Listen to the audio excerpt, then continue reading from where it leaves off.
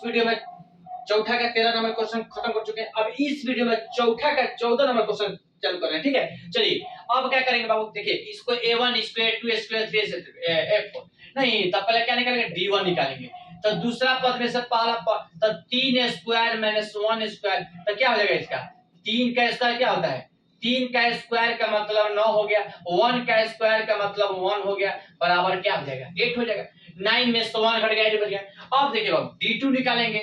d2 मतलब क्या, तीसरा पद में से दूसरा पद, तो तीसरा पद है 5 स्क्वायर में से क्या 3 स्क्वायर, तो 5 का स्क्वायर 25 हो गया और 3 का स्क्वायर 9 हो गया, तो 25 में से 9 घटा क्या बच गया, 16 बच गया। नहीं, अब देखिए बाबू d3 निकालेंगे। चौथा पद में से तीसरा पद, तो 7 स्क्वायर अब माइनस 5 स्क्वायर, तो 49 और 5 का स्क्वायर 25, 7 का स्क्वायर 49 हो गया बाबू, अब 5 का स्क्वायर 25 हो गया, तो 49 में से 25 को घटाएंगे तो बच गया क्या, 24 बच गया। अब देखिए बाबू तीनों आपस में बराबर है, नहीं है, तो लिख देंगे कि जो d1 है d2 के बराबर नहीं है और जो d2 है d3 के बराबर नहीं है। नहीं, तीनों आपस में बराबर नहीं है, तो जब तीनों आपस में बाबू बराबर नहीं होता है तो लिख देते हैं क्या कि अतः जो है ये एपी में, अतः यह एपी में क्या नहीं है, यह एपी में नहीं है। बाबू चलिए अगला क्वेश्चन 15 नंबर क्वेश्चन। ठीक है, सबसे ये टॉपिक को सबसे लास्ट क्वेश्चन है। ठीक है, आप पढ़े से समझ लीजिएगा।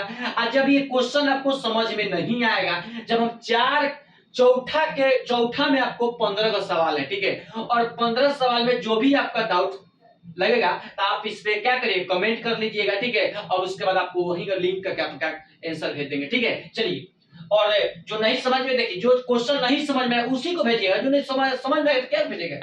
ऐसा बात नहीं कि जो हम पढ़ा रहे आपको समझ में नहीं आता होगा, बहुत धीरे धीरे पढ़ाने वाला। ठीक है, जितना स्लो में पढ़ा रहे आपको, खाली बढ़िया से वीडियो को रोज आपको देखते रहिएगा, आप लाइक करते रहिएगा, एकदम बिल्कुल समझ में आपका क्वेश्चन समझ में आएगा। ये नहीं कि क्वेश्चन आप पढ़ा रहे हैं आपका क्वेश्चन समझ में नहीं आता होगा। ठीक है, चलिए अगला क्वेश्चन, सबसे ये क्वेश्चन टॉपिक का सबसे लास्ट क्वेश्चन है। ठीक है, 15 नंबर क्वेश्चन। ठीक है, चलिए अब क्या करेंगे बाबू, देखिए इसको a1 मान लो, इसके 3 a2 मान लो, इसके 3 मान लो, इसको 4 मान लो। नहीं, चलिए निकालेंगे, पहले d1 निकालेंगे। सब में बाबू d1 निकालेंगे।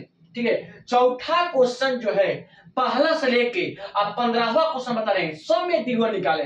ठीक है, d1 निकाले हैं, d2 निकाले हैं, d3 निकाले नहीं। चलिए तो d1 निकाले, तो d1 का मतलब दूसरा पद में से पहला पद, तो दूसरा पद है 5 स्क्वायर में से क्या 1 स्क्वायर, तो 5 का स्क्वायर 25 हो जाएगा, 1 का स्क्वायर 1 हो जाएगा, तो बराबर क्या आ जाएगा 24 आ गया। बोलो अब क्या करेंगे, d2 निकालेंगे। तो d2 मतलब क्या, तीसरा पद में से दूसरा पद, तो 7 स्क्वायर में से 5 स्क्वायर, तो 7 का स्क्वायर 49 और 5 का स्क्वायर 25, तो 49 में से 25 घटा क्या बचेगा, 24 बच गया। और इतना बस में आ गया। अब चलिए बाबू d3 निकालेंगे। d3 मतलब क्या, चौथा पद में से तीसरा पद, तो चौथा पद 73 है और माइनस घटाना किसको, 7 स्क्वायर। नहीं, तीसरा पद 7 स्क्वायर है, तो बताइए 73 जेम के त्यों, 73 जेम के त्यों लिख देंगे, माइनस जेम के त्यों, और 7 का स्क्वायर क्या होता है बाबू, 49 होता है। अब 73 में से 49 को क्या करना है, घटाना है। 13 में से 9 घटा 4 हो जाएगा, और या 6 में से 4 घटा 2, मतलब कि तीनों आपस में क्या है, बराबर। देखिए d1 का मान भी 24 आ गया, d2 का मान भी 24 आ गया, और d3 के मान भी 24 आ गया। नहीं, जब तीनों आपस में रहता है लिख देंगे कि d1 जो है d2 के बराबर है और जो d2 है d3 के बराबर है। नहीं, जब तीनों आपस में बाबू बराबर होता है तो लिख देंगे कि अतः यह एपी में क्या है। जब तीनों बराबर रहेगा तो एपी में होगा, और जब तीनों बराबर नहीं होगा तो एपी में नहीं होगा। ठीक है, आप ये क्वेश्चन समझ लिए होंगे, कोई दिक्कत नहीं है बाबू। ये चैप्टर जो है बहुत अच्छा टॉपिक है। ठीक है, इसमें ये नहीं आपको पता होगा कि आपका क्वेश्चन ये समझ में नहीं आता होगा। जो भी जितना आपको पहला से लेके अभी 5 चैप्टर तक पढ़ा रहे हैं, एक भी आपको टॉपिक छोड़े नहीं है। ये नहीं कहता होगा कि आपके समझ में क्वेश्चन नहीं आ रहा है। इतना धीरे धीरे पढ़ा रहे हैं आपको कि ये नहीं कहेगा कि आपका समझ में क्वेश्चन नहीं है। ठीक है, चलिए यह क्वेश्चन आपका 5.1 चैप्टर है, ये आपका समाप्त हो चुका है। ठीक है, अब इसके बाद कल हम लोग नेक्स्ट वीडियो में 5.2 चैप्टर स्टार्ट करने वाला है। ठीक है, जो चैप्टर के नाम है क्या, अर्थमेटिक प्रोग्रेशन, जिसको हिंदी में हम लोग समांतर श्रेणी बोला जाता है। बहुत बढ़िया क्वेश्चन है, काफी बढ़िया क्वेश्चन है, ठीक है। ये सब चीज आप याद कैसे करिएगा।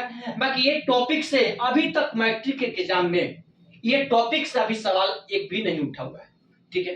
5.2 में से आ सकता है, 5.3 में से आ सकता है, बाकी इस टॉपिक से 5.1 क्वेश्चन टॉपिक है, इस एक्सरसाइज से आज तक बिहार बोर्ड में एग्जाम में कभी क्वेश्चन नहीं पूछा है, ठीक है। जब आप 2026 में एग्जाम दीजिएगा तो 5.2 और 5.3 ये दोनों टॉपिक आप रिवीजन कर लीजिएगा, ठीक है। इसमें से आपको सवाल पक्का है कि लड़ जाएगा, ठीक है। समांतर श्रेणी में ये दो टॉपिक है, ठीक है, कि जो आपके एग्जाम में आता है, और ये जो पहला जो ये टॉपिक पर है एक्सरसाइज 5.2, इस टॉपिक से आपका सवाल नहीं आता है, ठीक है।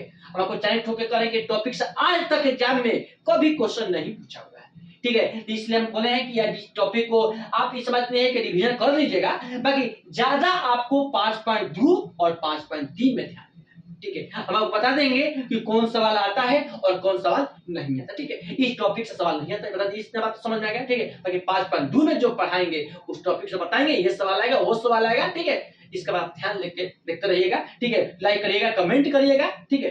इसके बाद इतना